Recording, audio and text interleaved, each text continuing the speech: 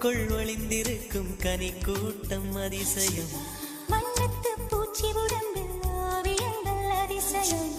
துளை செல்லும் காற்று மெல்லிசையாதல் அதிசயம்.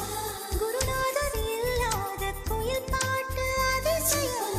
அதிசயமே அசந்து போகும் நீ எந்த அதிசயம்.